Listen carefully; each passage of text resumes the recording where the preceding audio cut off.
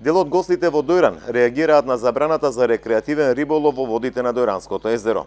Дозвола за риболов барале од локалните власти, но заради немање концесионер за спортски и рекреативен риболов добивале негативен одговор. Тврдат дека во Дојран освен за уживање, доаѓали за рекреативно ловење риби од езерото, но тоа право им билоускратено, иако биле подготвени да си платат дневни дозволи. Не смееме трска да пуштиме. Некој ќе рече, ама тоа е закон некој си. Чекај, вие се локална власт, ќе притиснете таму кај што требе на власте, нели? Како да немало концесионер. Тоа мене апсолутно не ме интересира што нема концесионер. Јас сакам трска да пуштам.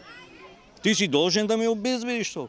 На езеро сум дошол, не смеам трска ако пуштам, ќе ми опнат казна 300 евра, као да сум човече криминалец. Па не знам тоа дали е на ниво на Република Македонија, не знам, или Риболовна федерација се уште нема доделена концесија, не знам. А сакате ли? А јас сум член, мислам, нон-стоп доаѓам. Саботи, недели, кога можам доаѓам, со чамес влегуваме внатре ловим. Али меѓутоа сега е забрането. Од Министерството за земјоделство, шумарство и водостопанство информираа дека била избрана фирма за концесионер на Дојранското езеро.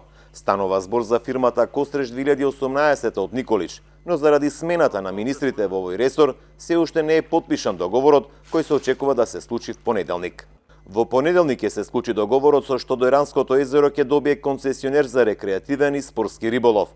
КУСУ информира од Министерството за земјоделство. Во декември минатата година беше распишан конкурс за издавање концесии за повеќе езера и реки во земјава, но заради претседателските избори, целата постапка се пролонгира околу идните концесионери за спортски и рекреативен риболов.